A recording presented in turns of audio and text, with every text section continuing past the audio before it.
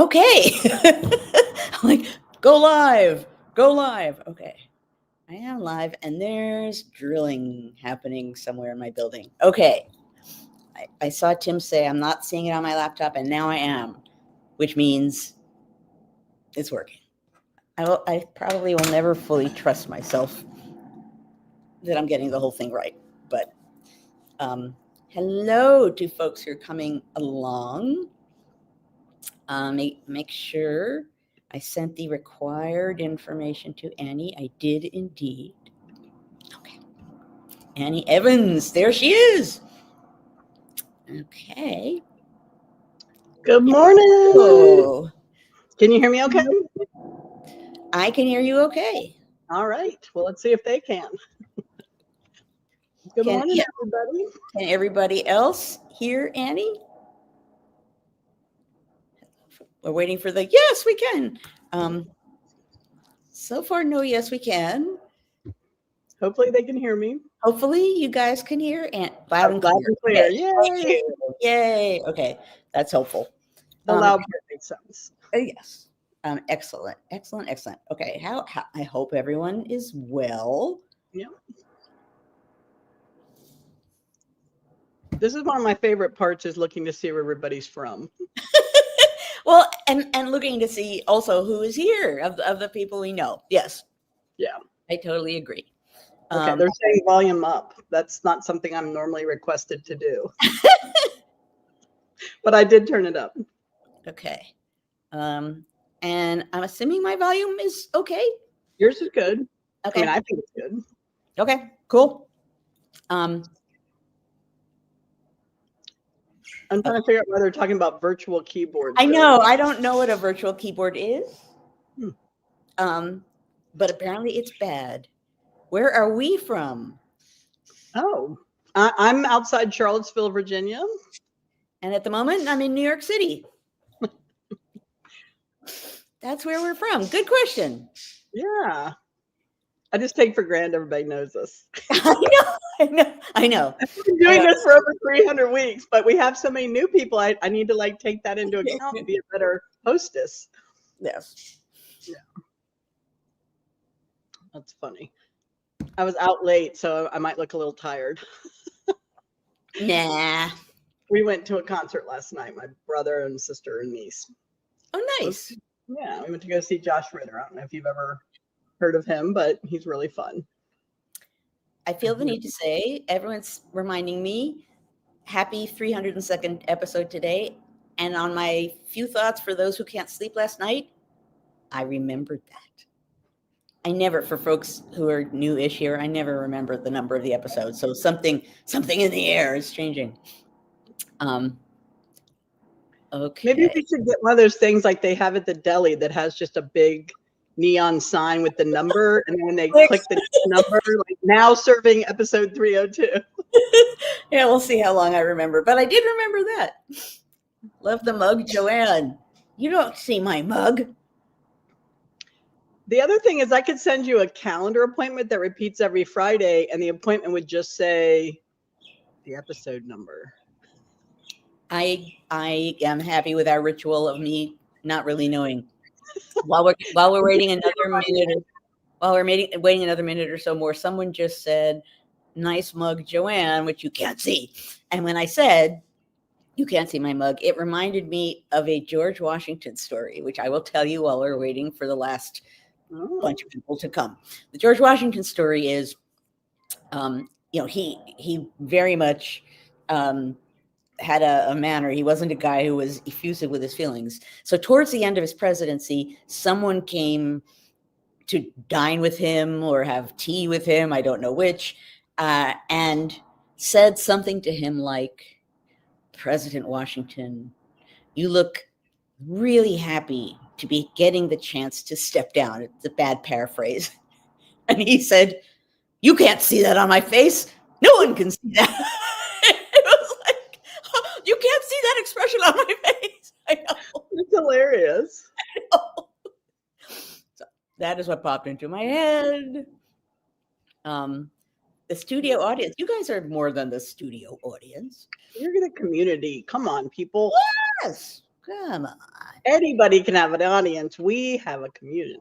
Oh, Francesca says her garden is like an aviary. I'm so jealous. Ooh. It's so good to have Francesca back. Yes. And Joanne, I'm looking to see if Sydney made it. Sydney had a class that conflicted last semester, so she didn't realize where we were, and she tried to log in last week at the old spot, and she couldn't find us. Oh, so no. she went back, and everybody told her, no, YouTube. So hopefully Sydney. Okay, good. Good. Oh, Sydney's one of our favorite undergrad members of the community, for those of you who are new. And Rosie has made a few peeps. She's been very quiet recently, which has been alarming. But I'm easily alarmed when it comes to Rosie. But at any rate, she's peeping quietly. Good girl. Okay, it's about 3 minutes after. I'll give it one more moment, and then we can begin. Oops. Let me make sure that my volume is off on my phone. Okay. Everybody is here. I never show her, what does she look like? I have shown Rosie from time to time. It just requires moving things around. And unlike Newbie, who used to come to the front of the cage and then put her butt up against where the camera was, bird butt, Rosie just sort of sits in the corner. She is not a fan of cameras. So at some point, I will reposition things. I think it's normally like on holidays that Rosie gets to join. She's a little green and yellow parakeet. But at some point, I will show her, because here and at night, people always want to look at Rosie. So I will figure out, particularly when she's loud. Oh, okay, a second timer. Yes, you're going to get that cue within moments. Okay, it's 4 minutes after. Why don't we begin? Okay, everybody, welcome to History Matters and So Does Coffee. Today, I put out one title for the episode on Blue Sky and Threads, and I've changed it. I will be changing it when it gets posted after the episode is up. And I'm going to explain why, and then I'm going to see how it feels to you folks in the after party. I'll explain why, and I'll explain why momentarily. But before I explain anything about that, now that I'm leaving you in suspense, I turn to my wonderful partner in crime, Annie, who will explain the rules of the game. Well, good morning, everybody. I'm Annie Evans from New American History, and delighted to be with you on Friday, as always. If you're new, we welcome you. I do see a couple of people in the chat aren't behaving. We don't do spam, so Luigi and Mario, you need to go to another channel. We don't do that here. Fair warning, next time you're out. So please keep it civil, and please keep to history, not spamming us in the chat. We haven't had that up until now, so I'm hoping that we don't you out, Luigi. I mean, I hope you realize that we need those two folks. We can eject you. Yeah. And we don't want to do that. Give them a warning, but we love being here with you. Joanne will talk about today's topic for about 30 minutes. I'll be behind the scenes monitoring the chat, and then I'll come back. We don't have a Q&A quite worked out, but this is the system we're using for now, and we really need you to stick to it. Please wait till the very end for your questions, and then so that I can find them a little easier, if you'll put the capital letter QQQ and then your question, I will do my best. We always have more questions than we can ever humanly get to, but I will try and pick and condense and combine similar questions as much as possible. See you in a few minutes. Excellent. And again, if you are here for the first time or even the second time, please say something, because you will get a robust welcome from the History Matters community. I am going to do this temporarily. There we go. I always have to turn off comments because I end up wanting to engage with you. And I will also apologize. I don't know if you can hear the drilling. Somewhere in this building there is drilling, and whenever I ask where it is, no one can tell me, so I can't ask them to temporarily stop. So my apologies. Okay, so I think that I'm not going to tell you the original title I had for this episode, because I've now thought twice of it. But I think what I will put up, I think what I did this morning to fix the little thumbnail going up was good history, AI slop, and why it matters. Now, let me explain to you where this comes from and where I'm going with this. So some of you may be aware that Time magazine is sort of sponsoring a series of brief videos under the title On This Day, 1776. And they plan on, obviously, throughout this year, releasing little videos about what happened on this day. There's 2 of them up now on YouTube that I've watched. And I guess they're going to come out weekly. I don't know. And I've seen people talking about them a little bit. I've seen other historians who are less than happy. I watched them yesterday, and then I went and did my evening conversation, a few thoughts for those who can't sleep. And let's just say I was robust in my criticism of the videos. And I woke up this morning feeling uneasy about that because that's not how I roll, as the kids say. And someone emailed me and said, well, it is trying to do something good, even if it doesn't do it well. So I'm not going to take quite the same approach. The question I'm throwing out to you, and I don't want to discuss it now, I'm really debating taking it down because I feel bad about it, because I'm a softie. But at any rate, I'm not sure. Do I leave it up? Do I take it down? That's beside the point. I do want to discuss that today because it is very important. And because I will say the AI component of it is problematic. So first, let me just get that out of the way, because it doesn't affect the nature of what I really want to talk about today, but it did make me laugh more than once. And I have no problem laughing at AI, right? So this is live action.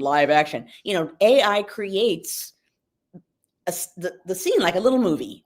So there's one on Common Sense, and there's one on the raising of a flag on Prospect Hill at the beginning of the Revolution. And as with some of the AI you may have seen, it's like very cinematic, right? You can hear people's shoes on the floor. You can feel do way louder in effect than you should. George Washington put his hands across the flag. It's like, really? Do we need to hear that loudly? But at any rate, those are the 2 episodes. But there are things in the episodes that reveal the AI-ness of it in a goofy way, which I want to get out there, because then I won't be laughing at it when I talk about the content. So there's more than this, but these are the 2 things that made me laugh. And that made me think, if this were a movie, if there were real people involved and it wasn't a machine making frames up, these things wouldn't have happened. So one of them in the Common Sense episode is that if you look really closely, they show a lot the front page of the actual pamphlet, Common Sense. And at one point it says, instead of America, it says Amory. AI is really bad with words. So it really doesn't do great things for Common Sense. And I think another time, Amarodo. So America doesn't show up well on the front page of Common Sense. You'll see it if you look at it. So that made me gasp and laugh. The other thing that literally had me laughing last night is, it makes sense that AI might not be good at creating a room full of lots of faces. And at the beginning of the flag episode, there is a scene in Parliament talking about what's going on in the colonies. And first there's a sort of wide shot that looks okay. The second wide shot is like every member of Parliament has the same face. They all, this is what had me laughing out loud last night. I'm like, wow, it's all just clones of one member of Parliament. Okay, so that's AI-ness. And that's why in the title I say AI slop. Not all AI stuff is slop, but if you're going to do it and you're going to create a movie with it, I would think you have to be extra careful And particularly, and this is my bias as a historian, particularly when you're dealing with something like history, in which there are actual facts and things that happen that actually matter. Okay, so that's the AI stuff that doesn't make me happy. But there's a bigger issue here, which I understand why it's being presented in this way. I also see a problem with it. Okay, so this is a filmmaker. I got his name here.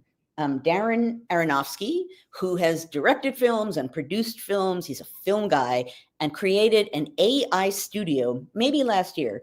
And this is clearly one of the kinds of things that he wants to produce. And I understand that he is making these videos in part to inform, and that is admirable. In part to entertain on the way to informing, I understand that. In part to grab people who might not be interested in history, but there might be ways of presenting things that might kind of harken back to movies and draw people in. I understand all of this. So I understand why it appears the way it does. But despite that, all of that, it to a large degree looks like or sounds like history happens in moments that are each followed by a dramatic pause, right? It suggests that every moment is a dramatic moment. It suggests that, the great men are great men. So, in very movie-ish style, Washington's face appears and then he freezes and it says, George Washington, Commander-in-Chief. I understand the need to identify people. I understand all of the things I'm talking about here. However, I think in suggesting that, first of all, that the big men, don't know if there are any women in there actually, but the big men matter most. And in the background, you see other people, and there's a scene where you see sort of regular soldiers' mouths call out the colonies that they're from. So it's not like there are only big name people there, but basically what it suggests is that, the revolution was the revolution as it was happening, and that every moment was fraught, and everyone knew the great significance of everything that was happening, right? And one could just say, I think yesterday when I titled this, I called it bad history. Right now, I think it's not very useful history, because here's the thing about that. It suggests that history is a series of big moments with big people doing big things. And we are living in an unquestionably vitally important, memorable historical moment. History is always happening. This moment, history gets a capital H, right? I never thought about the reality to this degree of you don't want to live in historic times. Well, we are, unquestionably, we are.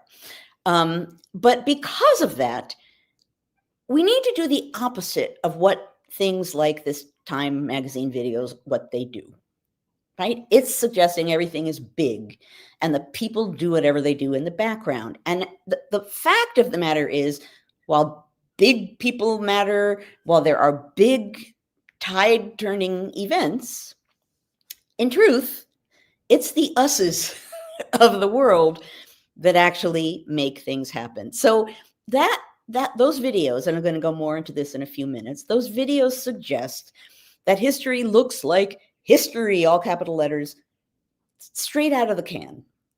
And it doesn't. It looks like people, and this is true of all of the people involved, big and small, figuring things out. And here, I know that almost every time I've been here, this is the 302nd episode, and I know that 301 times before, 301 episodes before, I've talked about contingency, because one of the main keys to understanding history is trying to look forward in time and not back. If you want to understand how people are experiencing and understanding history and want to understand it on the ground, you need to remember that the people in the moment don't know what's going to happen. And the revolutionary period was a period of extreme contingency, like now, when people really didn't know what was coming next. And there was a vast range of possibilities, and many of them were very dramatic. So contingency matters. And I will say, on the text that goes with the Time magazine videos, it actually makes that point, which I love. Okay, that makes me happy. But it's the everydayness of things that make history, makes, I guess it has to be plural, the everydayness of things that makes history. It's the being in your normal life in the moment and responding to the moment in a way that contributes to something. Not necessarily having a huge impact, but is part of a momentum building way of causing change. That's how history unfolds in reality. Small things, normal people. So there are big events and big decisions and battles and elections that happen and are big moments that have a big impact. But the real question becomes, what happens afterwards? Okay, there's an election, big moment, new president. It's going to change a lot. Okay, nice. Put the president in office, and then what happens? What happens in the nation? What happens to the people in the nation? How do the people of the nation respond? How does the nation begin to shape in response to that president and in response to how the American people are responding? In other words, right now, and I don't mean to be scolding the Time magazine people, but right now, it's, I want to say irresponsible. I'll say really not useful to make history look like a bunch of headline events. Again, I understand that if you're teaching about the revolution and you're teaching folks for the first time, you want the timeline and you're going to go event by event. I think there are ways to do that while making the message that I'm trying to communicate here, the everydayness of things, clear. Let me show you, or not show you, but well, yeah, show you two examples of what I'm talking about when I say the everydayness. And the first one captures this absolutely. Okay, so think about, beginning of the revolution, the first shots between, or maybe the first official shots between British regulars and American colonists at Lexington and Concord, right? And along the lines of big events, that's very often called the shot heard round the world. Duh. Okay, so big moment, big thing happening. In fact, when you get down on the ground and see how people responded to that, you see people in the area of Lexington and Concord not fully understanding what's going on. There's an anecdote, at least, someone remembers a little later that his father went out as the soldiers were marching on their way. And because he kind of knew some of them who'd been in the area, he wanted to ask them what was happening. Okay, think about how that doesn't match up with our image of the steamroller British regulars beam in. And so, and when you look at how people responded to that moment, was it a big deal? Yes. Think about why that's a big deal. Because these are all British subjects and their own army turned on them and killed some of them. And that was a shock, right? Imagine how shocking that would be. We don't have to imagine very hard. Their own army began killing their own people. That was a big shock, and it was a big moment at the time. But people didn't know what to make of it. You can see people in other places as the news is traveling down, and that's the aspect of the news they grabbed on. Wait, essentially, our own army is shooting at us? They're killing us? How is that possible? You see people trying to, wait, whoa, how can that be happening? I don't understand it. That's the reality of history. It's not the shot heard around the world and everyone mobilized and then the war started. It's a version of what the hell is happening? How upsetting is this thing? What does it mean? And now what do we do about it? And did that result in mobilization and people thinking differently about where they were in their conflict with Britain? Sure, it did. But it's how they were responding and why they were responding. That's the heart and the essence and the action of that moment. Another minor example that I can't resist offering, only because it captures it in a way that I find eternally comical. And it comes from the Battle of New Haven, which there was a brief Battle of New Haven. And Ezra Stiles, who's the president at the time, has a diary, an extensive diary, and he records in his diary how this unfolds, which in and of itself, which is why I use diary so much in my work, folks. In a diary, you're living through the moment and recording what you think. It's an amazing way of getting evidence. So Stiles says, wow, today I saw ships like off in the harbor, big ships. And then it looked like soldiers were coming off the ships. And I hear that they're coming this way. I watched for a while. I don't know what it means. Of course, they are heading towards New Haven. As it becomes clear that they're coming to New Haven, then Stiles begins, what do I have to do? What do I have to do? Okay, I'm going to send students to different towns nearby because they're coming apparently here. I'm going to get papers and things and move them to a safe place. And I'm going to move some big significant things into a safer place. So he moves some of his furniture in preparation for the coming of these soldiers. And he says in his diary, and I broke my Fahrenheit thermometer. I've had that since 1750 something. Okay. What I absolutely adore about that is there's about to be a battle in the revolution happening. He's trying to figure out how to respond. And he has the response that any of us would have in that moment. Like I'm doing this, I'm figuring out what to happen. And damn, I broke my thermometer. The everydayness of history is vital to remember. And it's particularly important to remember now. Because we're living in a swirling whirlpool of extreme horrors of one kind or another at the moment, right? Never ending. Every day you pick up your phone and say, now what breaking news will I see? Some new bad, horrible thing, or even what will I learn about that wasn't breaking news but should have been? One way or another, swirling whirlpool of horror is a one way to sum up what we're living in. And that's true. But we're also living in the midst of our everydayness as that goes on, right? We have to pick up our kids from school. We have to go food shopping. We have to clean our homes. We have to walk our dogs. Our lives go on. And it can feel almost like you have a divided brain, a sort of bipolar brain, right? That you have a divided mind. So part of it is freaked out by what is happening. And the other part is thinking, I'm about to run out of milk. And all of those things are happening at the same time. And yes, that is the way history happens. But yes, that connection is important for us to think about, because the way change will happen will not just be from big decisions from on high, folks. How change will happen and how and when it will happen, I can't say. I'm not going to lie and say we do this and it's all better. But how change happens will be we on the ground responding in the moment.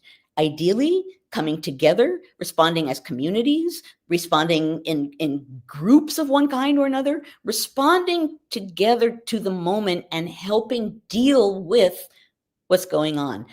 Minneapolis, again, over and over again, I've talked about it. That's because that's a perfect example of people on the ground doing everyday things. Let me get food for you if you're afraid to leave your house. I'll drive your kids to school. Whatever. In addition to other things like we're going to keep track of where ICE is, and we're going to let people know so that if they're out and about, they can get back into their homes. All of these individual things that people doing them probably don't think, I'm driving my neighbor to the food store, they need food. They're not thinking, this is a moment of resistance that shall echo in time, right? Maybe they are, because Minneapolis is its own world right now, but still, the point is, they're doing things in their own lives in the desire to have a bigger impact, but they're doing it on a human level in a way that they can shape, in a way that they can control. Now, doing this, and we should all be doing this in whatever way we can be doing this. I consider my Friday morning and evening conversations one way of doing this, right? This is why I keep doing them and why I added in evening conversations in addition to the morning conversations, because I'm constantly trying to figure out ways to do something, right? To have some kind of impact. And we all should be thinking about that, because that's where change will come from. And I don't know when that will happen. I don't know how that will happen. I'm not going to say that if we all come together right now and act, that things will be fixed or things will change quickly. I don't know that.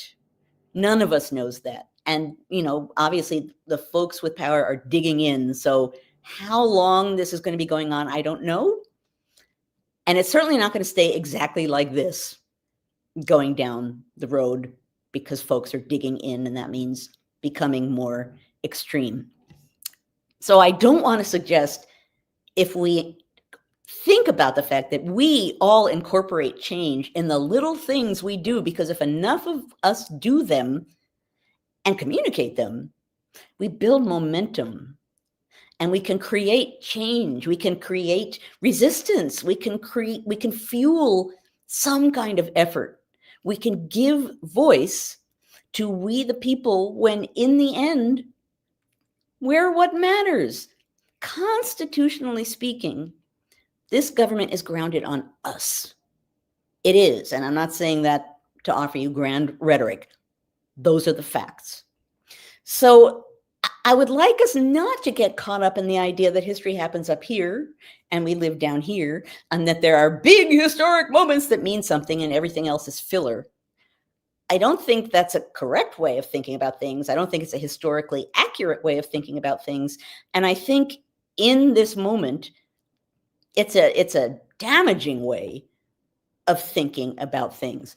We need to think about what's happening, not just on a big level, but equally, if not more important, in our lives, on the ground. What can we do with our neighbors, in our neighborhoods, in the ways in which we connect with people? What can we do so that energies are coming together to have some kind of an impact? And great man history, they matter, the big events matter, but that alone is not history. And that's the message that I wanted to send after watching the videos last night. Okay, look at that, 1 minute long. You would think by 302 episodes, I would not get so excited about that. Okay, I'm just trying to change my screen here. Here we go. Okay, so here we go. For those of you who are new here, this is the moment where I show a mug that I am using every week for over 300 weeks. I've had a mug that in one way or another relates to, and I get to open comments too, relates to the topic at hand. And I think it meshes together some of what I'm saying. I've used it before, not a new mug. Annie, you can come back now. She's vanished. The mug that I'm using is, oh, there you are. Thank you. I've used it before. It's a mug with the definition of history. It says history, noun, a record of the triumphant, terrible, and ceaselessly astounding stories throughout time. A record of all kinds of things. That's a useful way of thinking about history. Okay, I will stop talking now, because now it's time for questions. All right. So now you may put your questions in with QQQ in front of them, and I will scramble to try and find them. Thank you for your patience. All right. We had a few people that put them in early. I told them they need to repost them. All right. It says, this is Freda, our good friend Freda, says, how can people respond effectively for offensive things like the president showing the past President Obama as a gorilla, etc.? Right. Actually, I have been thinking about that this morning. First off, I'm going to say the obvious. That's the most racist thing. Pretty much, if you're looking for racist tropes, hard to get more obvious and extreme than that. So, but I think that's part of the point, right? I think that, and it came from, I think, Trump's account or the White House account. I don't know which. You can tell me. They're trying to outrage people. They're trying to get attention. They're trying to turn people against each other. They'd be perfectly happy if this brings up some kind of race division, if this gets sort of white people who are nervous anyway about race to get even more extreme in their feelings about race. It's meant to damage and destroy and get attention. It's also because the president can't bear the fact that the Obamas are respected and loved, and he got a Nobel Prize. He can't They're not bear the Epstein files. Oh, and exactly. Don't think about the Epstein files. He all of that together. I'm going to distract attention. I'm going to be, get up the folks who are probably going to agree with me anyway, who have their feelings, many of them, about race. And in comparison with Obama, he does not look good, and that just eats his soul. So it's all of those things. How to respond to that? Well, I thought about that this morning because that's what greeted me when I woke up. My first thought was, I'm not going to repeat that image. I'm not going to show the image. I'm not going to repost the image. I will say publicly in a variety of ways, as I just did here, what it's trying to do. I'm not going to howl outrage because that's what they want, right? That's rage harvesting in part, what they're doing. But I will speak up in any way that I can speak up, and not just here, but we're all trying to call our members of Congress. In and of itself, that's not going to change anything. But letting people know the degree of outrage, the degree to which people noticed it, the degree to which it's not just floating around as a meme. I think I saw somewhere in the last week, I don't remember which offensive thing. Oh, I know. There was, I think, an NAACP leader who was arrested during a protest, a Black woman, and they sent out a picture of it and altered the image so that they made her skin darker and they made it look as though she was howling in distress. The real picture shows her very calmly being walked away. And when the administration, the regime, was confronted with this, they said, it's just a meme. No. No. Fabricated, false. Yeah. It's a lie. And it's not, we're in an interesting moment. We're going to have to start having clear definitions that we don't have any. But to dismiss that offensiveness as it's just a meme, you can't be hyper offensive when you are the president of the United States and then say it's a joke. That's what abusers do. Abusers make jokes. And then when you either protest or don't laugh, and they can see you're upset, they say, well, that's just a joke. You don't have a sense of humor, right? So they circle it right back on you. So that's some of what that is. So anyway, my way of answering that question in part is to not advertise the image.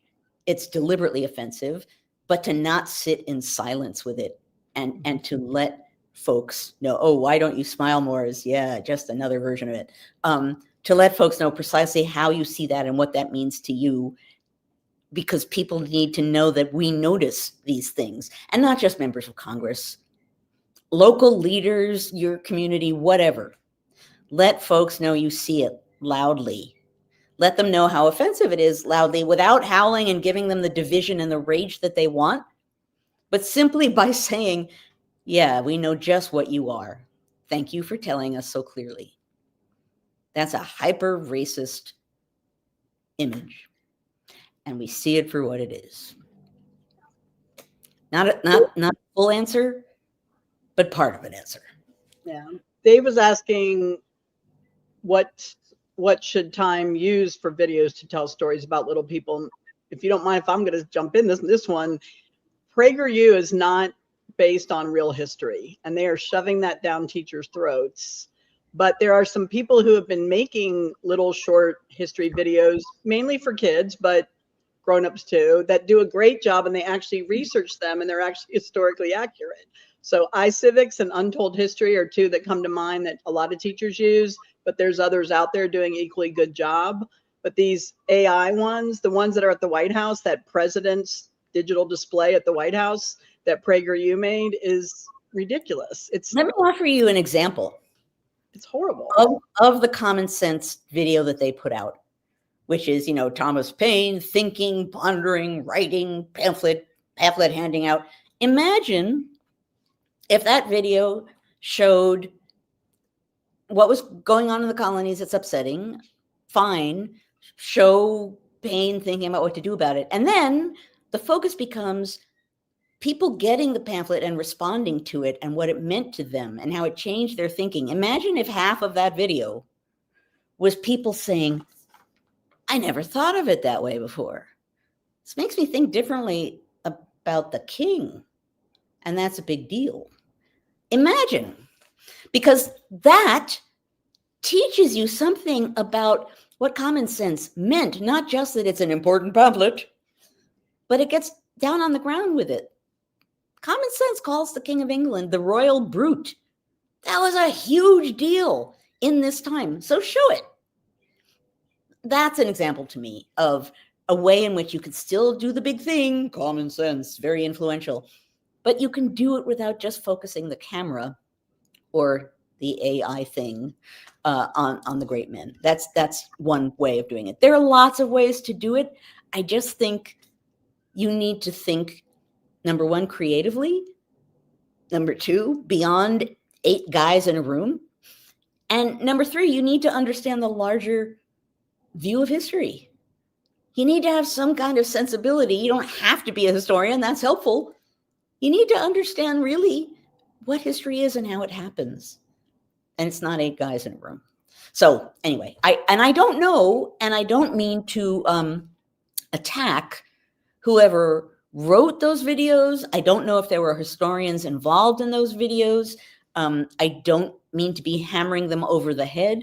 I'm just saying the final message, which the producers are responsible for, has some problems in the current moment. Yeah. James pointed out that the Confederates had similar images of Abraham Lincoln as an ape back in the day during that era. Okay, so Grimlock 161, I'll never get used to these new names. I know. Apologies, but I just won't. Wanted to know if Tulsi Gabbard is our Anne Chenault, and will we prosecute treason appropriately this time when this is all over? No idea. I mean, honestly, I know I say this and it sounds now at this point like a cliche, like we don't know what's going to happen, contingency. But the fact of the matter is we don't know, right? Number one, we don't know where this is going. So let's even say, in the best of all possible worlds for us, that the Democrats, let's put it this way. The Republicans do not have power over both branches of Congress and the presidency. Let's say that changes. Let's say that there's the room for actual change. Let's say that people actually seriously begin talking about prosecution or accountability or responsibility in a way that they can't now. Does that necessarily, and that's, a nice way of thinking about what will happen. Does that necessarily mean we'll have the fuel and momentum to hold people accountable, to prosecute them? I don't know. And I would like to see the out and out criminals right now, people slaughtering people in the street, for example. I would like to see them prosecuted fairly. They deserve a fair trial, but they have to have that trial. They have to be held responsible before the law and then see where that takes them. Obviously, I think a lot of us feel that should happen, but I don't know. I really don't know. I'm not even going to go further. We don't know. What does matter is us all wanting this, right? Because down the road, we're going to need to really speak up. I don't know how far down the road, folks. And I know that's like a desolate thing for me to say, right? Well, 20 years from now, I don't know when or how we get out of this moment. It's not tomorrow. But all that said, we need to stay clear on what we are thinking and what we believe is right or wrong. That could be challenged right now. Things can become normalized that 5 years ago you would have said, what a horrible thing. And now it's become day-to-dayness in the way that I was just talking about. We need to hang on to our sense of morality, our sense that there are some things that actually are against the law, that there are some things that are actually not only legally bad, but morally bad, murdering people for one. We need to hang on to that. We need to remember that. We need to own that. It's hard to do. It hurts, but we're going to need that. And we're going to need to push that forward loudly as we move ahead, however, whenever we move ahead. Yeah. Oh, actually, let me say this because it's a good point. Hope Suzanne 5037 says, even if you're registered to vote, double check. So two things. That's really true because, folks are messing with registration. They're trying to basically remove voters because the fewer people that vote, the better the odds are basically for them. So number one, I would say constantly check your registration, like make it part of your schedule. Like every Friday, I check my registration, which sounds ridiculous, but why not? Then you won't forget it. Number two, help get people registered. There's a daily thing you can do in your neighborhood that will be really good and really helpful, particularly right now. Okay, now back to questions. Yeah. Okay, Cam Guy Mac 58 wants to know, how many U.S. citizens do you think really know about the grievances listed in the Declaration of Independence? Yeah, that's a problem. Yeah. And it's a problem. So for logical reasons, right? Because the ringing prologue, the beginning, the preamble in the Declaration is amazing. When in the course of human events, right? It's amazing. And it talks about, essentially humankind, life, liberty, and the pursuit of happiness. It's deliberately doing that because it's situating what's happening in the colonies within this larger context of things that require revolution, right? What they're trying to do with this document is say, we've put up with this long enough. We now have to act and break away from the mother country. That's a huge deal. And it's not enough to say, all of these bad things happened, so we're breaking away. That leaves a lot of holes for people to push back. But if you say, there are certain moments when it becomes your responsibility as human beings to stand up and explains why, that puts your moment in a different context. So yes, the preamble makes sense that everyone knows it. And the grievances that follow, the king has, right? The king has done this. He has, one after another. Are harder to grab onto. They talk about things that people don't know what they are, or that people don't know what the specifics are, and they don't have that ringing timelessness that the preamble does. But those are some summary of what the colonists considered to be tyranny. And at the end, it says, essentially, bad paraphrase, any leader who does these things is a tyrant and does not deserve to be the leader of a free people. In this moment, when so many things on that list are being echoed in so many ways, the grievances, man, they need to be front and center. I've done that a couple of times. I've seen other people doing that a couple of times on a variety of ways of sources of media. That's really important. That's the revolutionaries saying, here's what a tyrant does.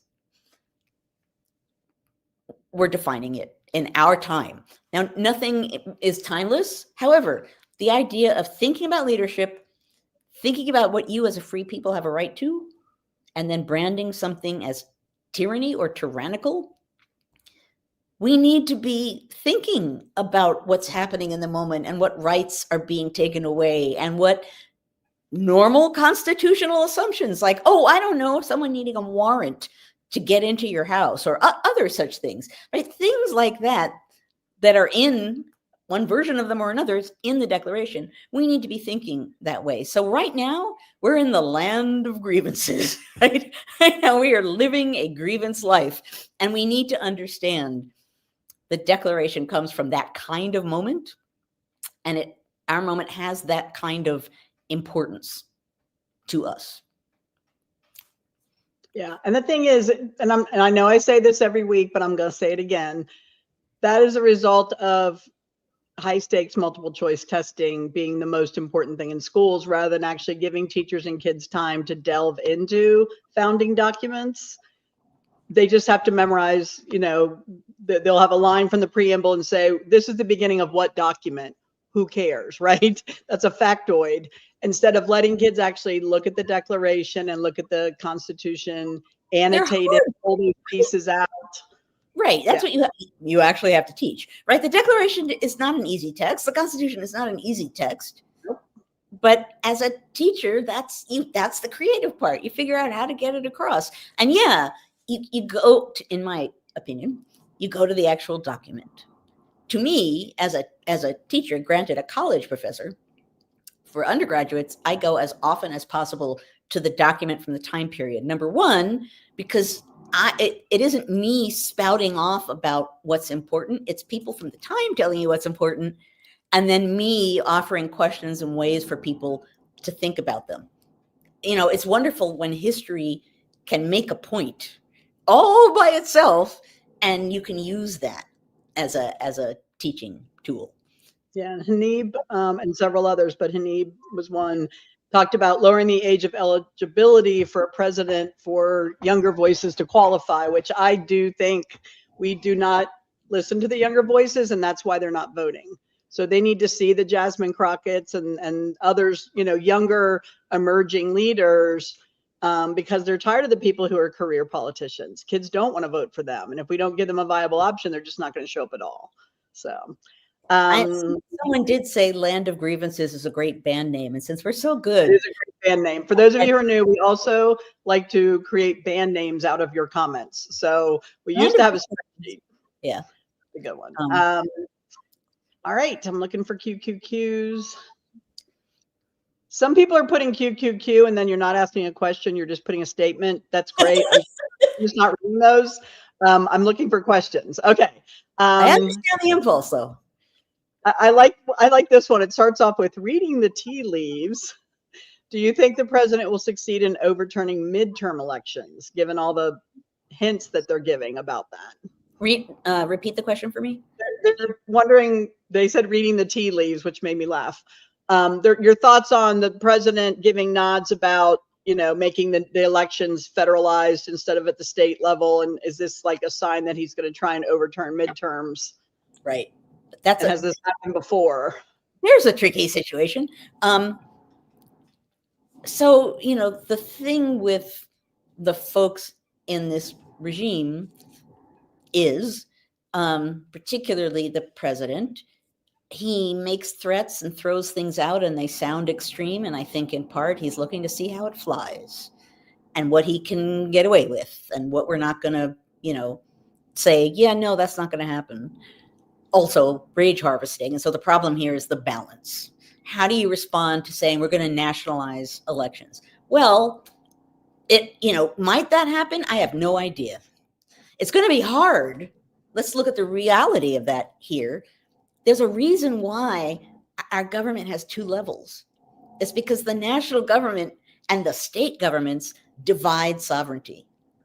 It's that the national government, as much as it wants to have absolute control now, and in past times in history wanted, depending on who was there, some kind of absolute control, though not dictatorial. That's a gift for our time. But still, people in national power who want lots of power, the states have lots of power and they're supposed to. And that conflict, that rubbing up against each other, that's our system of government. So to say that and to do that are two very, very different things. That said, I don't think we should dismiss it out of hand and say it will never happen. I think, to me, that would be a reason to get people to register to vote. That would be a reason to volunteer to be at polling places to sort of help things go.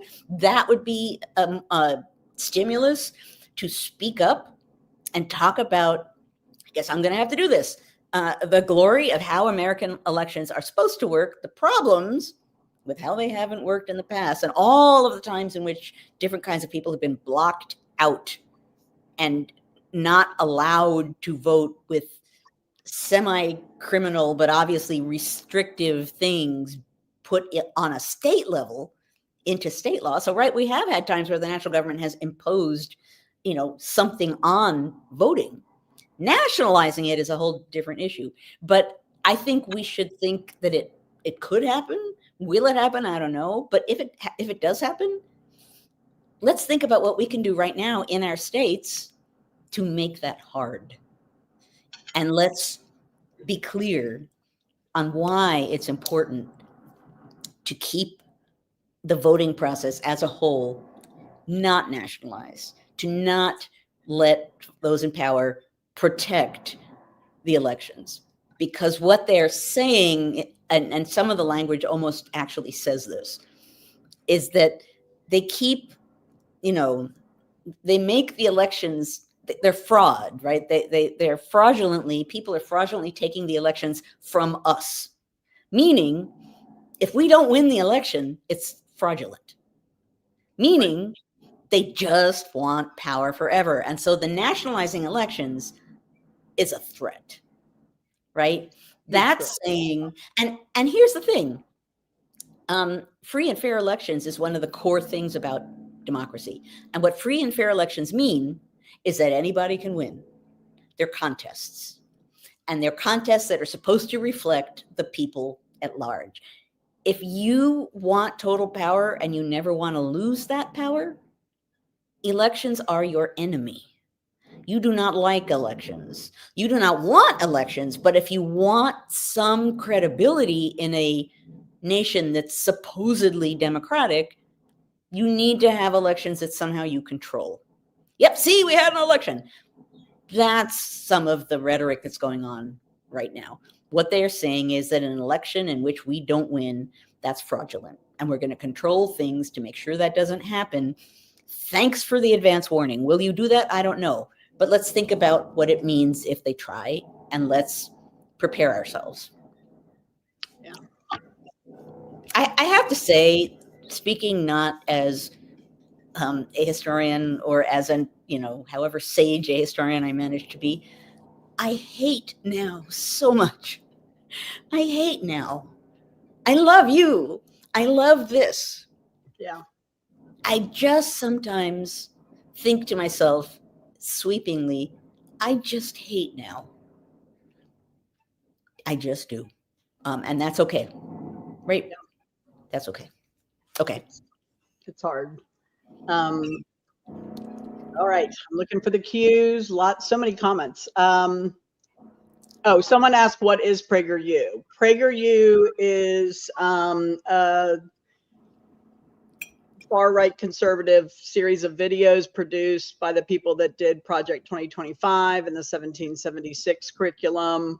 And they are very far-right leaning, and they are not backed by actual historians, and they are very factually incorrect and biased.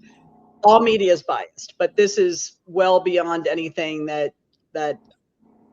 it's not real history, and it's being pushed down the throats of many states that tend to vote far right conservative, and it's teachers are being told they have to use them or they will lose their job in certain states. They're trying to legislate them into the curriculum, and the teachers that push back are losing their jobs in many cases. So it's propaganda, because it's definitely propaganda. Real teaching encourages students to figure out how to think about things. Exactly. Propaganda tells them specifically what they need to think, and that's one thing to really think about. All this, there's legislation in several states trying to force a canned curriculum, a scripted curriculum, so the teacher can't go off script. So it's definitely saying this is the only one right answer, and that's not what history teaching should ever be. So that's. And I want to add to that. If you think about how the regime are masters of projection, and how they're constantly saying, oh, radical left, indoctrinating, teaching only one version of history. Well, no, not really. Who is? Right? It's the folks who are doing it who like to point the finger at others and say, you're doing it. Why? Because they're in the middle of it and they do it all the time. So they imagine everybody else is doing it too. Yeah. Yeah. All right. Oh, we're getting close to the end, so pick some good ones. I'm looking for questions. Oh, how much more sedition and treasonous behavior do we need to witness? Is Trump the tyrant described in our U.S. Constitution? Well, so the Declaration is where the tyrant is. But I would say, is he the tyrant described in the Declaration? Well, no, because that's a tyrant. That's an 18th century tyrant. They didn't have a tyrant time machine environment. It although those grievances echo now and we need to think about them, I would never say you can translate something like, the tyranny of the revolution is the tyranny of now. I would say there in the revolution, you can see what people consider to be tyrannical control. You can see all the ways in which their constitutional rights were being violated. And then you can say, okay, we're a free people too. What rights are being taken away from us? In what ways do they link with the rights that they had then? And what does that mean? And if that means someone is acting like a tyrant, then yeah, you can translate it. But I would never say to directly, and actually this is important this year, because we're going to be hearing about the revolution all the time. You can't directly transfer 1776 to 2026, not like without something framing it, because that's a really different time period. And there's a logic to it and a reason to it and a way in which it makes sense in that moment, and messages and ideas and realities that are important for us to understand. But it's equally important for us to take those lessons and think about what they mean now. If we don't use the past to help us think about the present, but just think it's going to tell us the answers, that's not going to help us very much. Yeah. Okay, it's a little after 11. Do we want to? Yeah, we should probably stop, I guess. I do want to say, while everyone's here, because some people will leave, we're about to go to the after party, that I saw several people mention it here. Somewhere floating around online, there is a clip of the great actor Ian McClellan reading a bit of Sir Thomas More, which apparently had something in it that with Shakespeare's handwriting, but it's unclear if Shakespeare wrote it. And there's a whole scholarly debate about that, which I'm not going to go into. But at any rate, go find it and listen to it. It is the most echoingly haunting thing. Just trust me. Yeah, some people put that in the chat. That's why I mentioned it. Yeah, it's amazing. Okay, let me explain where we're going next on Colbert. Thank you, Dr. Nancy J. Walker. So now we're going to go to the after party. And in the ancient days when we were on Zoom, it meant we could stop recording, but we can't do that here. So please bear in mind that at the moment, our after party is right up here, sitting out in the open. So watch what you say and do. Rosie is banging her food dish in agreement with everything I'm saying. At any rate, we're going to go to the after party. What that means is we can be even freer and easier with what we talk about, whatever the heck we want to talk about with each other in the after party. For those of you who are not going to stick around for the after party, I want to thank you, profoundly thank you for being here, for being part of this community, for being part of this conversation. As long as these conversations go on, we're in a much better place than if they don't, right? This is democracy. Questioning things, asking about things, discussing things, evaluating things, trying to figure out, as I said during my comments today, what we feel about the moment. So, at any rate, before we go, I do want to say thank you to Annie, my wonderful partner in crime, for being here.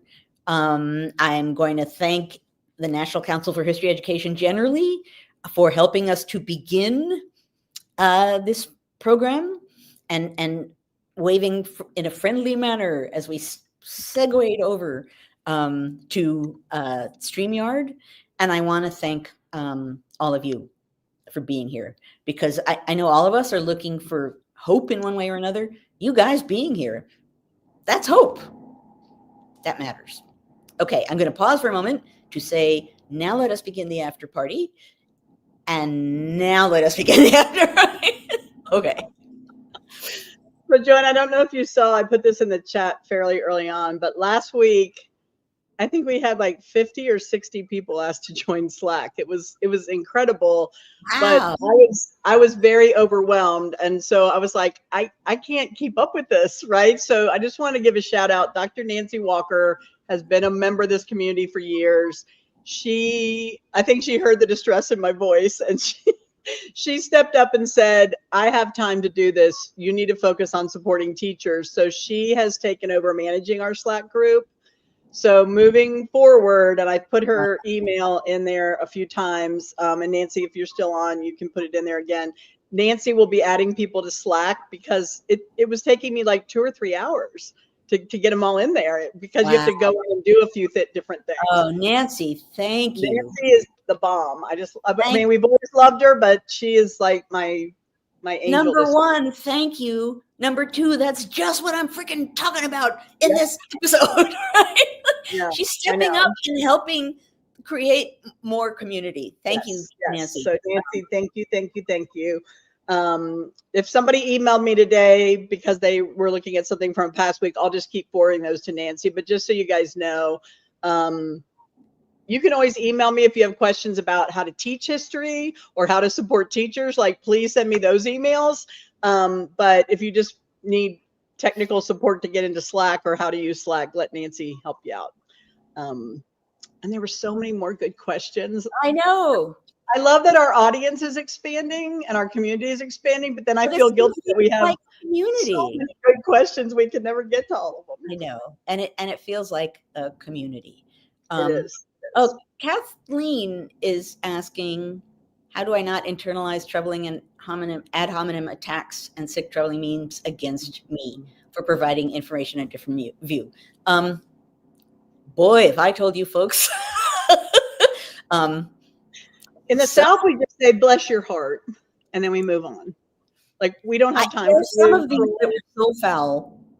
Oh, I know. I couldn't even say bless your heart. I couldn't even get to the point where I can sort of grin and say, forgive me, folks, you're an asshole. But some Through the north to the south. some of them are really, really Oh, I know. foul enough that at one point in the past, one of my graduate students had to walk away from her computer because she couldn't believe what someone was saying about me. So yeah, it happens all the time, and particularly as a woman, happens all the time. Yeah.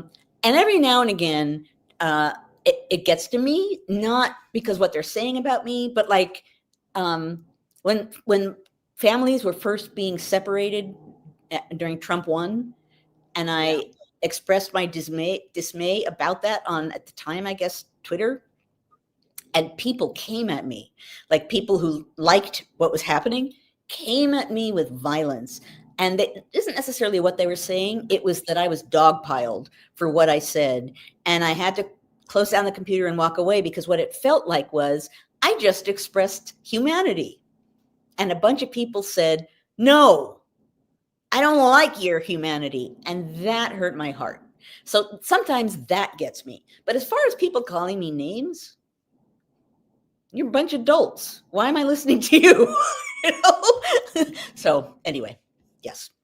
Yeah, but some of these people are clearly stepping over the line. I was speaking with a scholar that we collaborate with, and he's receiving death threats, and his university sent him a letter saying, you need to hire private security. We can no longer guarantee your safety on campus.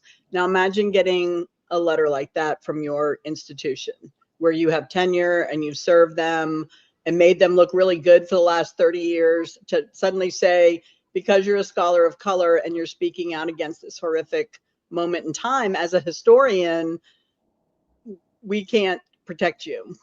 I've called the Yale police and the New Haven police more than once at Yale because of something threatening. And well, you know, well, so is this person, but now they're telling him don't call anymore. Well, no, that's even worse. This was a long time ago, actually, mostly a long time ago, when at least they could come and investigate and say, yeah, that is a betrayal. That's an absolute betrayal. Sorry, we're not going to do this anymore.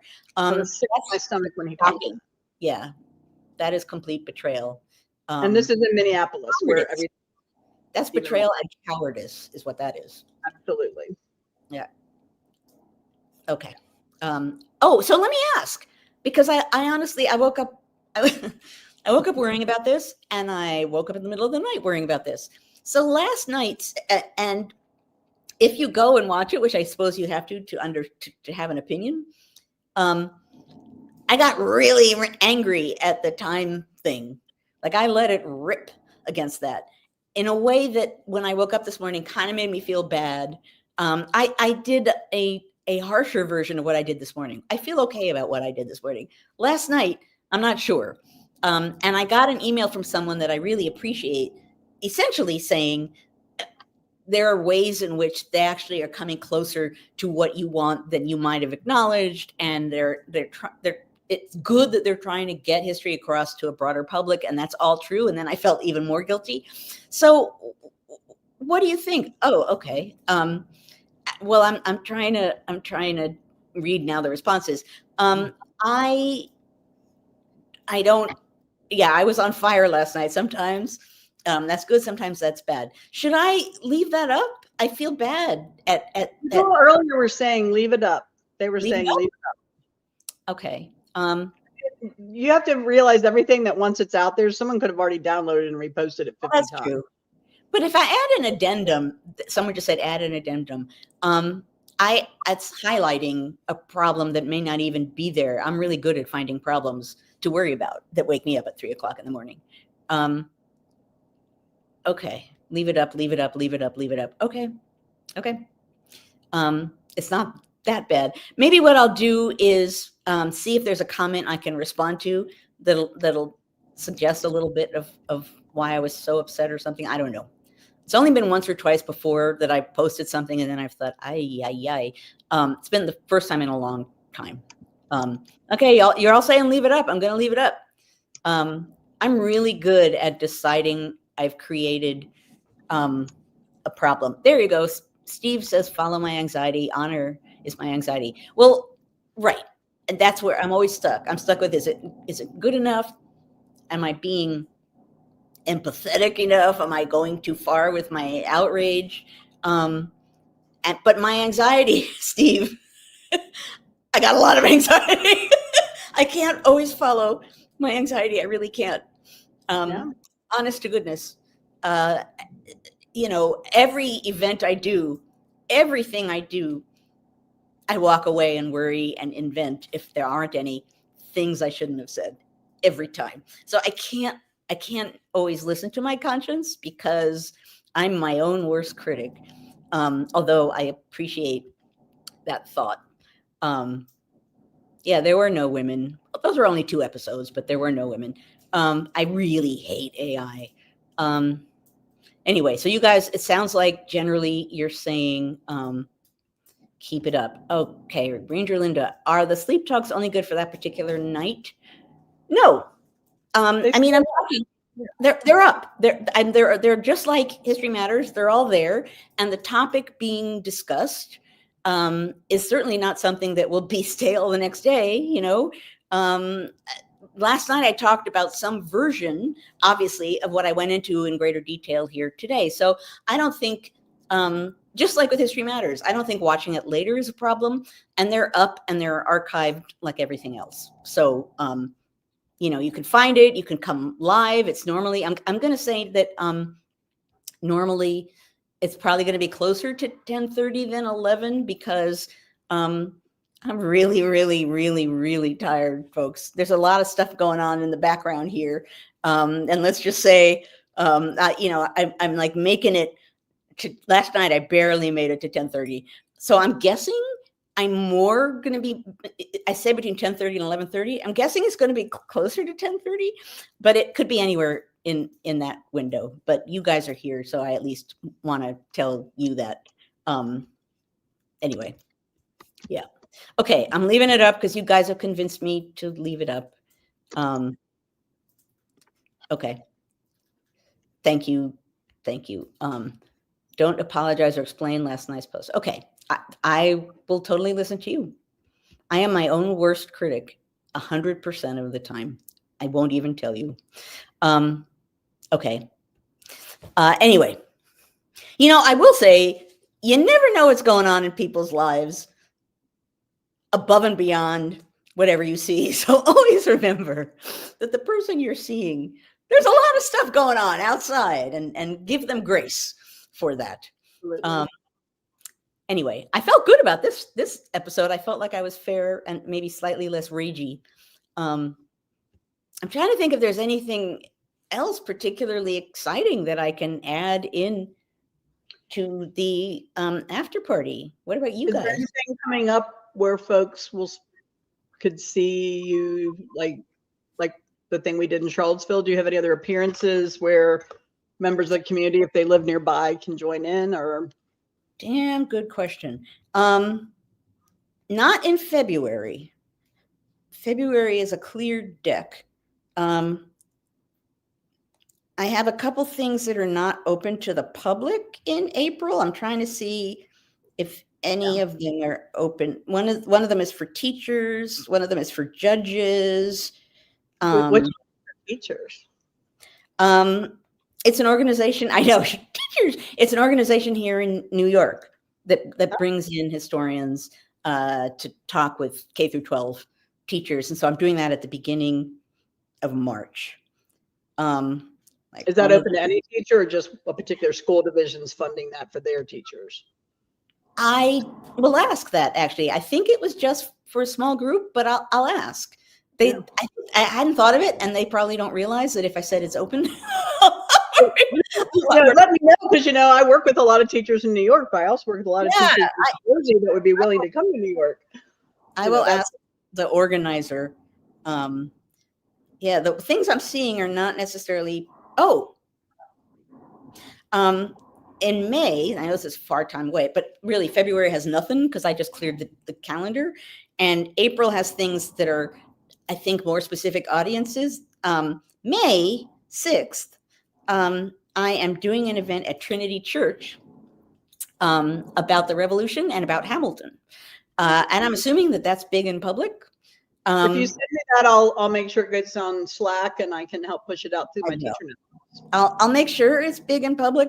I don't think people realize um, when something is I make it public and I broadcast it. The people in Charlottesville were like, "Holy smoke, the tickets are gone!" I was like, "These people." I know. I got an email because I work with those folks, and all it said was, "What have you done?"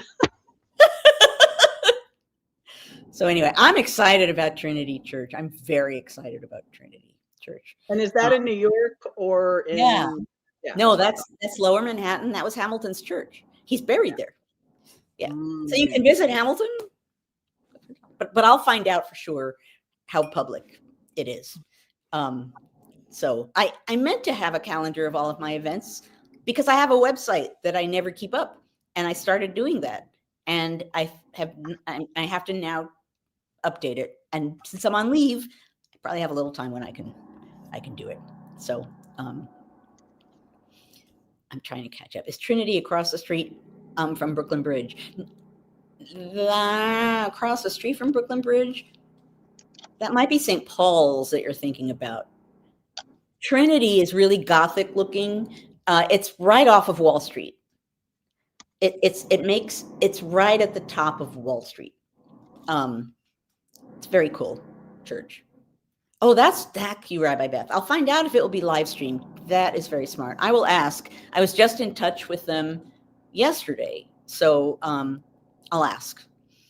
Could I come to Ohio? I've got a venue. Well, I go lots of places, but I have to. First of all, I can't go all the places I'm asked to. I'm honored to be invited to places, and then it depends on the event, right? Because anyway, I won't go on in detail, but yeah, I'm willing to go places. I'm willing to travel because now is an important time to speak up about the sorts of things that I teach about historically and how they relate to the moment that we're in. So yeah, there you go. Top of Wall Street. Yes. St. Paul's is where Washington went after his inauguration. Trinity was Hamilton's church. It's Episcopalian. He's buried there. And there are all kinds of other famous people in their burial ground too. It's very cool. Just trying to catch up here. No, I mean, was my week really exciting? Not super exciting. Rosie has been more than typically quiet lately, which of course has me worried. So now I'm like watching her. And I don't know, I mean, sometimes it's just whatever. Is she playing with her new toy? Is that why she's being Here's the thing. Yes. So she's almost totally destroyed the new toy. But sometimes she isn't playing with it. And yesterday she played with it actively for a while and then just hung from it and froze, which led me to believe something was wrong. But I don't know because she's eating. This is bird momness. So anyway, all I can do is watch her and see. If she doesn't eat, that's a problem. If she gets all puffed up and doesn't move around, that's a problem. She's not quite doing that. I don't know if she's just, and she's molting a little. Maybe it's that. I don't know if it's just that, I don't know, nothing changes. It's every day is the same. I don't know if a bird is like, this is boring. That's why I changed her toy. I have no idea, guys. But I've just been a little worried because she's been a little quieter lately. And I'm really good at worrying about that. Is there a walking tour of revolutionary events in New York? Oh, there must be. I mean, I don't know, but sure, there must be. I know there are like Hamilton-ish tours. Emma could make us a tour. Whoa, Emma. I don't know if Emma, the tour guide, is here. Emma, the tour guide, are you here today? The chat's been going too fast. But Emma said if I come up there, like if we plan ahead of time, we've been talking about doing this for years. I don't know about May 6th. I got to look at my calendar. But maybe if I came up for that, we could do a tour the day before or the day after with Emma. Yeah. Bird Momness, another garage band name. Yeah, she could see outside, not all of the time, but sometimes, yeah, she could see outside. So I don't know. Trinity Church does a great tour. That makes perfect sense. There we go. Yeah. That's right. Calling tour guide Emma to the courtesy phone. And it's true. Rosie might pick up on my anxiety. Birds are so good at that. Birds are so good at that.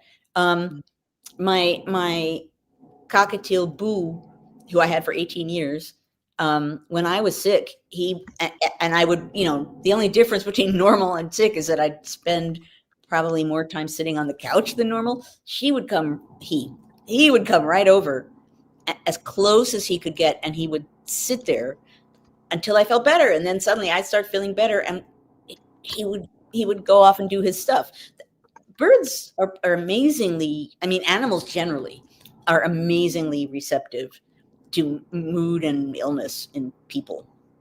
And birds are so freaking smart. When she bangs her food dish, that sometimes she does, I realized, initially I thought she was doing that to make trouble. And then the dish would flip and birdseed goes everywhere and water would, but what I realized is she does it because she wants the whole seeds to come to the top and the eaten up seeds to go to the bottom. So she's actually mixing up the seeds in the dish. If I put my finger in there and mix it up so that the husks go to the bottom, she doesn't bang it around anymore. She is a really smart burb.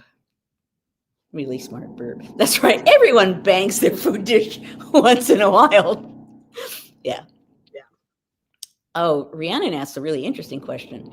Would I rather take a trip to a less known historical site or a famous landmark, or neither? Well, I would be happy to go to both, but some of the most meaningful trips I've had to historic sites have been lesser known places that are not so developed or that are little out of the way. And if you try really hard, you can get rid of a lot of nowness and absorb some version of thenness. And that's amazing if you're in a place where you can do that. So I guess the answer is partly lesser known because you don't know what you're going to absorb. There's a book by my former colleague at Yale. I'm not going to remember the name of it, by John Demos, amazing historian. He wrote a book about the schools in which Native American boys were put to out train them so that they wouldn't be Native American anymore in their custom and education.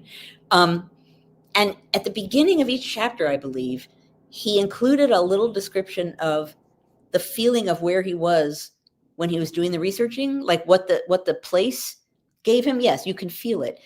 He kind of does that in his book, which I thought, first of all, was really brave and also really cool. So I'm with him in feeling that sometimes, as hokey as it sounds, you kind of feel something when you're in a place, and it's not something that I necessarily would write about, but I love, and sometimes it's something that might be a timeless thing about this place, and that's really cool, to sort of feel like, well, I understand why he built this here. Look at anyway, yes, I'm now going on. Yeah. I think I have a new best friend in the chat, Ranger Linda. We seem to have a lot in common, so I'm going to see if we can get into some good trouble offline. It's not hokey. I've been using hokey all the time now. I have to stop hokey. Everyone keeps saying it's not hokey. Teresa was asking how to make more Hispanic contributions to the American Revolution, make sure that those don't get lost on it. Teresa, are you a teacher by any chance?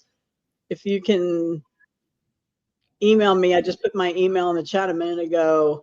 I actually have a teacher working on some Hispanic Latino lessons for me. And that's something we can talk about if you have an education background. I would also say that even now, a lot of local historical sites are trying to figure out what they want to do this year.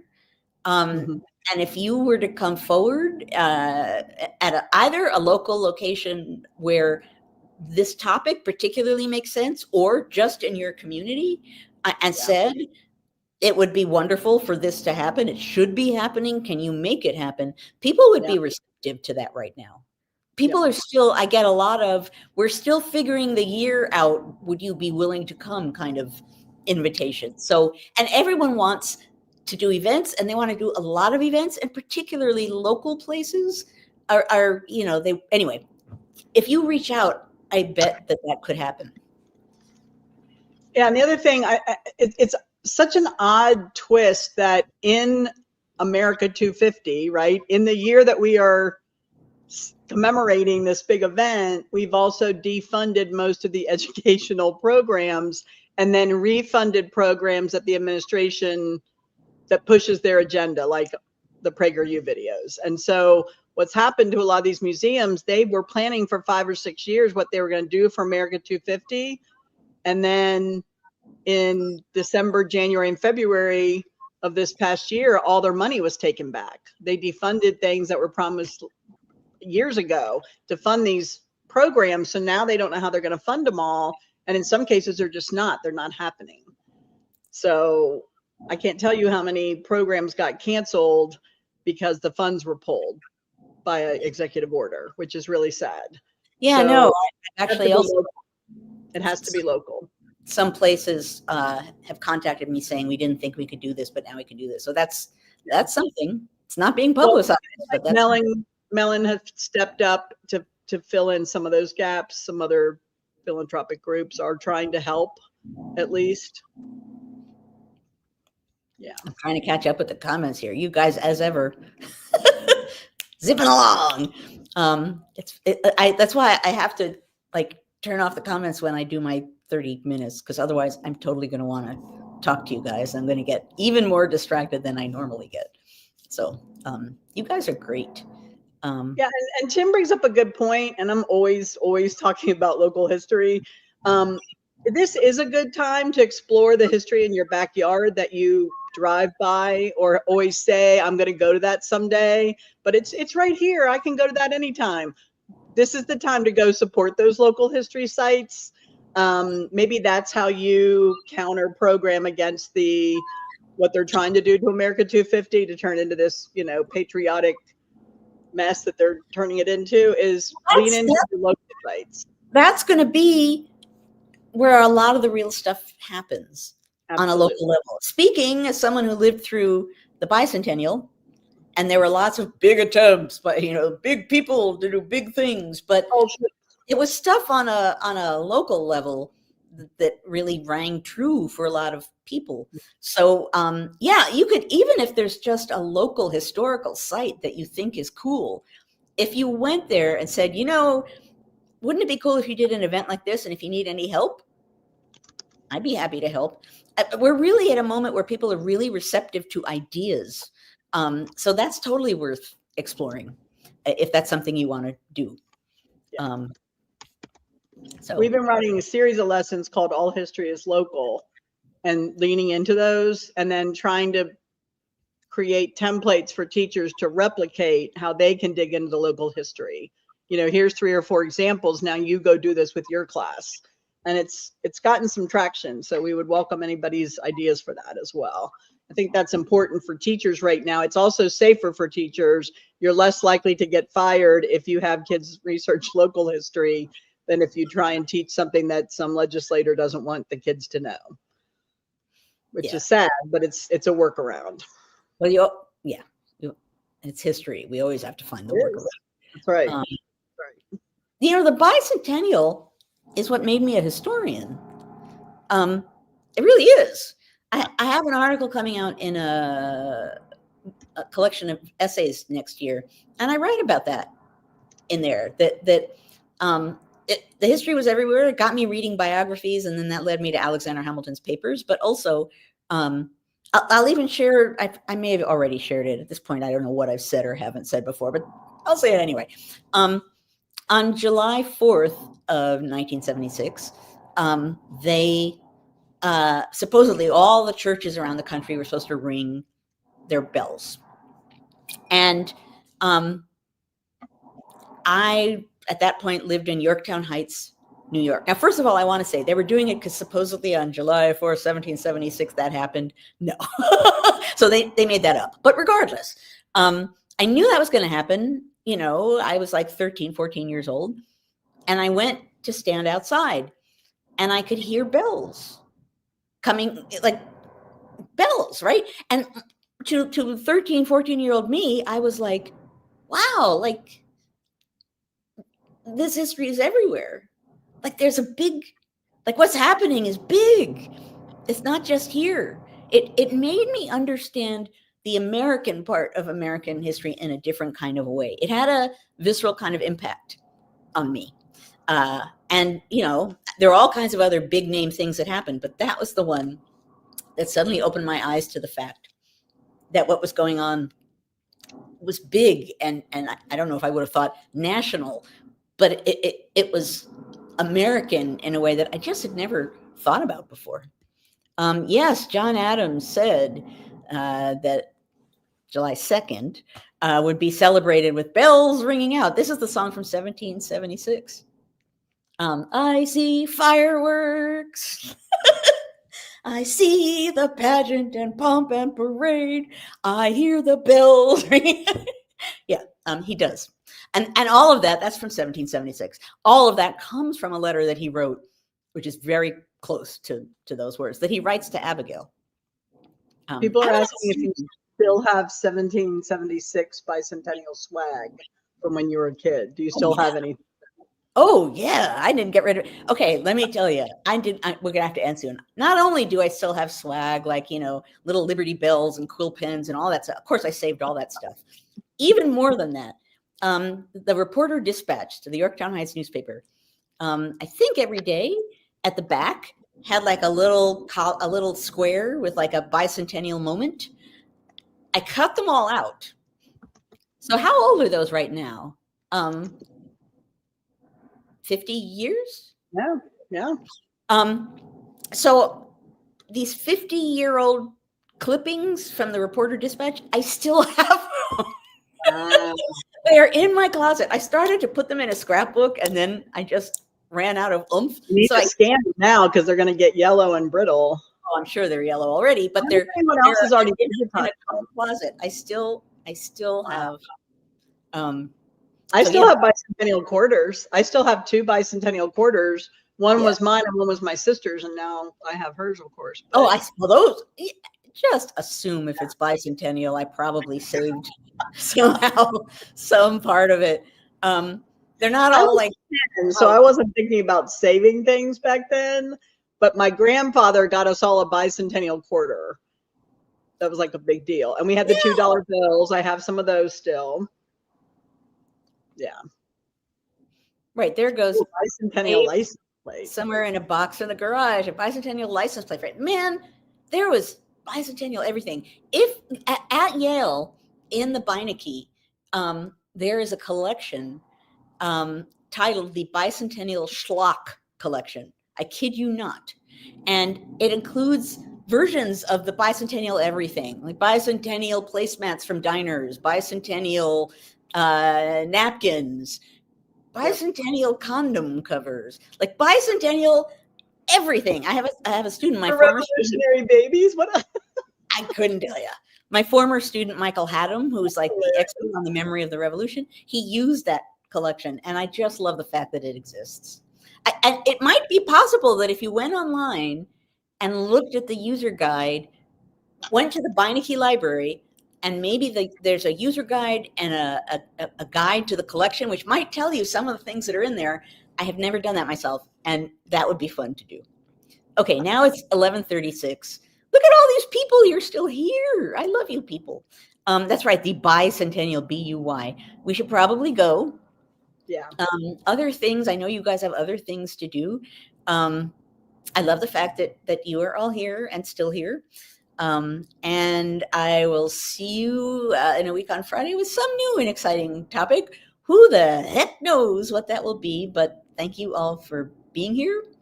Thank you, Annie, as ever, for being here. Aw. And Rosie is staring at us intently, but she doesn't have any to say, Rosie, you know, see, she has her eyes closed. This is just people are talking about the Super Bowl. I almost forgot. I don't understand how they're going to do the Super Bowl and the Olympics at the same time on the same network. Because the Olympics are my Super Bowl, and I only get them every 4 years because I'm not a sports person, but I love the Olympics. So I'm feeling I'm going to get shortchanged because of the Super Bowl on Sunday. I cannot speak to that. But I am looking forward to Bad Bunny. We're writing a lesson about Bad Bunny. It will post the following week, and we're pretty excited about it. I want to answer. I'm assuming I'll be on tomorrow morning with Heather. I haven't connected with her yet, but I'm assuming that we will be on together. For those of you who don't know, between 10:30 and 11:30 at night, I'm doing a few thoughts for those who can't sleep, including me. And someone has asked for this, and I show it all the time at night, but I will offer it to you now. It's my can of chutzpah. I need a picture of that. Hang on a second. I haven't seen that. Can of chutzpah. Where in the world did you get that? At a Jewish museum downtown. I saw it and immediately needed to. It's made by, wait a minute, the Brooklyn Superhero Supply Company. And yesterday I went online and they're selling them along with several other cans. They have a Pride can. They have all kinds of cans. Anyway, we all need some chutzpah, so I offer that all to you. Gary's not there with the apples today because it's too cold. I love you guys. Yeah, but I'll say that tomorrow. Heather and I do our thing, and then I say, now I'm going to go see Gary the Apple Guy. Yeah, they'll put the Olympic schedule. I get that, but I feel like the Olympics is going to be shorter, and it's at 10:45 at night when nobody's really going to see it. That's a problem for me, but I'm going to have to get over it. Okay, we're going. We actually really have to go. You guys are great. I will see you in a week, and if I can't promise every night I'm doing my other thing, but I do it a lot. So if you signed up, if you've subscribed to my YouTube channel, supposedly you get a notification. See, I'm not getting notifications, and so a lot of times I'm not getting to see it live. I watch it afterwards. But I think I have to put something in my YouTube account that says I want notifications, and I haven't had time to figure that out. That's what I think. I think you subscribe, but then you have to do some other thing. And I'm not going to be able to tell you what that thing is. Anyway, everybody, have a wonderful week. See you guys soon. Bye, everybody. Be nice to teachers. Be nice to teachers. They're having a rough time. Bye, Dr. Nancy. Thank you. Oh, gosh, she forgot to turn me off. Okay, bye, everybody.